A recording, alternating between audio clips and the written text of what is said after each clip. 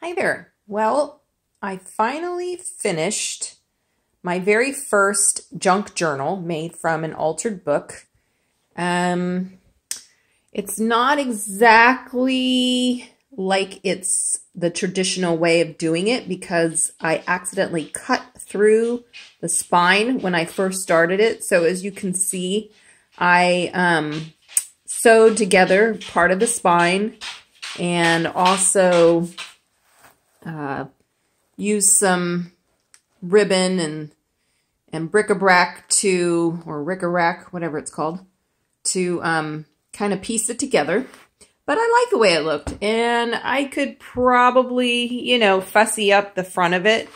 But I love orange, and I just don't want to mess with it any more than that, other than maybe to clip something on the front. But that's kind of the side of it. And I'm doing this one-handed because I don't have a tripod. I was able to preserve the inside cover.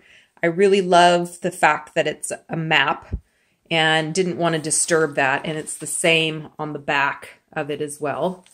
I did do the spine, kind of an invisible spine. Again, it's not done the traditional way, and it has 5 signatures of doing it, but it works. I'm happy with it. So I also sewed and taped into the front cover some of the original pages because they were just too good to not include.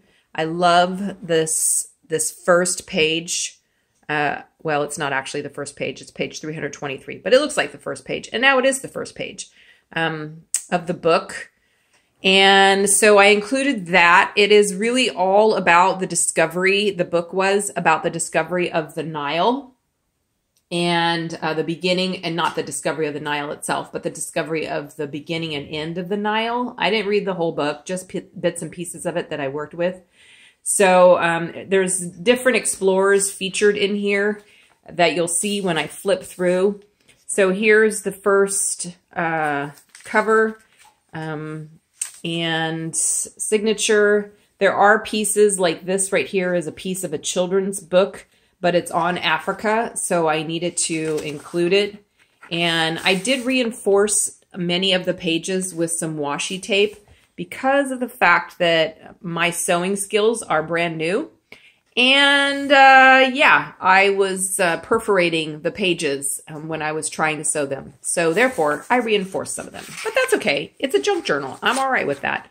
Little tucky here. And I was able to find these fantastic copper vintage paper clips at our local antique fair. So I did include some of those. This is some semi-vintage lined paper that I made it into an envelope and sewed. And then another little tuck spot here with some coffee dyed paper and a little card from our local Goodwill store. Another page. It's got a little tuck spot up here, a little pocket, as well as one down here made from some coffee stained vellum. Also sewed that in there real darn good. And this is a piece of paper. That's not my writing. This is out of a pilot's logbook. And so that was part of it, but it works for me. Little piece of map with a little tuck spot here. This is vellum that's been coffee dyed, as well as it's got some gesso on there so it can be written on. Did this little corner bit here. Another little area here in the middle of the signature with this page that's tucked in that can be taken out easily. It's not sewn in there. Continuing on, just going to kind of flip through this. This is really for just the sake of journaling, my first journal. And not that I expect to become famous, but kind of sort of like a belly band. It's an old envelope. That was one of the first things that I sewed into this using my sewing machine for the first time. And so another little tuck spot, little page of the book. And then again on the other side. And it also has a little tuck spot inside of there. And then this is one of the pages of the book that just, I loved the image. Let me see if I can turn this. I'm sorry, this video is going to be all kinds of wonky, backwards directions, and I keep hitting the flash. Sorry about that. So yeah, this was a picture. This is King Mutesa of Uganda, and it was part of Mr. and Mrs. Stanley's you know, photography and painting from a photograph. Anyway, I tucked it in here, and then there's a little page here that's got some sewing and a bit of remnant of the paper, and then that folds back in there, and that's the end of the first signature. Moving on to the next signature, bits and pieces of different kinds of paper. I love the color orange. I think I said that. So I included orange bric-a-brac, whatever it's called. A little bit of just collaging from scraps. Another map, original map, with the beginning and the end of the Nile as they discover it. It actually goes that way, to that way. That's my crazy dog that you're hearing. An envelope with a little card tucked into it. A little washi. Another little tuck spot. Another little journaling card. And here is a little foldy-outy thing, and you can tuck underneath that if you like. Well, it won't be you, it'll be me, because I'm not selling this or giving it away or anything. Since this is my first one, I will keep it for myself, and maybe one day I will fulfill the dream of going to Africa. I used to dream and think that I was going to be the next Jane Goodall, and as my family loves to remind me and tease me, I wasn't going to have children. I was going to have chimps. I never actually said I was going to be pregnant or give birth to the chimps. I just loved chimps, and Jane Goodall was incredible inspiration. These cards, actually, that I've used are from this postcards that I got from Marshall's ages and ages ago in a box. And I finally found a really good use for them. And that's one of the envelopes that has a map on it. So, yeah. And then this is just a little flippy tip-in, I think they're called. And that is also the end of the the second signature. This is a little tuck spot. And this is a map that I have clipped in here that I can't really, let's see if I can take it out just because it's worthy of sharing. It's from that same children's book. Sorry, while I get really up close and personal with it. And it has some information, some history about Africa, which is really interesting, I think. And it was just too good not to include in this and to stick in there. And then it has the map of Africa and on both sides, which I reinforce with some washi tape, is some information about Africa. So I just tucked that in there. Here is the third signature. That is the other half of the pilot's journaling page. This is also a map of Casablanca, a street map from another old book that was kind of like a tourist's book. And it has some other interesting stuff about Egypt, since this is a book on the discovery of the beginning and end of the Nile. And this is another page that I kind of washied in here because it is Suez Canal and too nice to pass up. This is Kitchener, one of the discoverers. And so this is just some of that, you know, ephemera bits and pieces that you can, this is the other part of that envelope. Felt like since there was so much about ocean and water that it needed some fish, which is why I included that little fish, that little guy right there. I guess maybe it's like a pretty piranha. I don't know. It's a goldfish. That's not gold, but that's okay. Anyway, these are these postcards that I got that are on this heavy card stock stuff that I always forget what it's called. Anyway, it just worked, so I included it. And that's that envelope, like I said. And then here's another some vintage stamps and various other stuff. And there's all kinds of little tuck spots in here for things. There's a tuck spot there. There's a tuck spot here. Here a tuck spot, there a tuck spot, everywhere a tuck spot. And then this is a map from the book as well that I just sewed some, yeah, whatever this stuff is called. I can't think of it right now. Now I understand why all these other women who do these videos go brain dead. When they, no offense, women, I love you because I can so relate to you. You're very real. And now I totally get it because you go brain dead when you do these things. This is a little bookie book that I made some time ago out of some leftover paper doodadsies. So that works as well in this little envelope, which is also a piece of this and that leftover from something I ordered from someone on Etsy. And there's a bird, shore bird, because again, it seemed appropriate. More coffee dyed paper. This is from the sticky memo notepad that I've had forever and just sewed it to each other back to back. And then we're on to the fourth signature. Did a little bit of cheesecloth shredding and stuck this mothy butterfly thing because this paper now is a little bit more butterfly moth-like. And you can see where I kind of messed up on attaching the signature. It's, I got a big old bald spot right there, but that's okay. I don't care.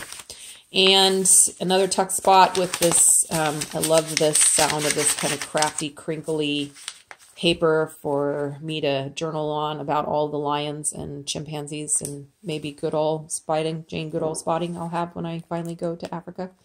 Little tuck spot here. This is it's a prospect data card that I found at Goodwill, and since it's all about discovery, seemed appropriate. There, like I said, butterflies, little kind of sort of tuck spot there. Oh, this one I didn't actually attach. I meant to. Oh well, it'll just sit in there for right now. And this is just a little fold out piece of paper stapled in with some collaging stuff. And this is a sort of kind of postcard that I made from a bit of leftover packaging cardstock stuff. And just stuck that in there. It's cross train station from the book. This is, you know, one of those little Michael's dollar bin things and kind of sort of a tuck spot here. And then this calendar that I got in one of the dollar bins back in 2014, apparently. And a little tuck spot up there as well. And then on the back, sewed. I went crazy with my sewing machine now that I know how to actually use that puppy. I had a good time thanks to my good friend Bonnie. Hey Bonnie, for showing me how to use it. And I just can't imagine how I managed all this time. This is a little bag that I made, my first ever little bag. And thanks to people like Crafty Irina and gosh, so many others who do those amazing tutorials, I was able to put that little puppy together. There's another gal called, I think her name's Lorraine. Anyway, sorry if that's not your name, but I just, whoever, all those people that do those tutorials, I really appreciate it. There's another little tuck spot I put in here of some of the Discoverers men. It was, again, too good of a, you know, bit of history to not include these pictures. This book is called The White Nile, and it's all about, you know, the discovery of the beginning and the end, and some of the encounters they had with different people groups and cultures that got violent. Some of the pictures and pages in it are pretty intense, hard to take. But anyway, it's history. And these are these little tags I made when I used to work for our church. And I would plan women's retreats, and this was on something that we gave away, and made all of those and distressed them. And so, and then the fifth signature, and again, I love this. I got this idea from somewhere. I don't remember. Oh, I know, Stampington and Company, just taking like bits of paper and putting them together to make little corners. They were doing bookmarks, but I just made little corners and dressed up these vellum sheets a bit. And then this is, again, just more too good to be true. This is a little bit of the history and life of David Livingstone, which this is a picture of him. And this flips out with some of the other explorers. This is another little, the ghost of Wilberforce appearing to Sir Samuel Baker, because there was some issues with like the slave trade and all this and that. And that's a picture of Sir Samuel and Lady Baker. They were some of the explorers involved in all of this. And more info. This is a picture in the book of Livingstone's house, and it's on just a little index card, and it's got a pocket on it with one of those cool copper paper clips there. And this is also, I forgot to say because I was chatting, this is an envelope, craft envelope with a little pocket, and this is just a little bit of collaging with some ribbon to dressy it up a bit. Sewed this in. Thought the picture was cool with a tuck spot. And then Sir Samuel Whitebaker, that's the same Sir Baker that was with Lady Baker, as well as Speke and Grant, who were also part of the discovery and expedition.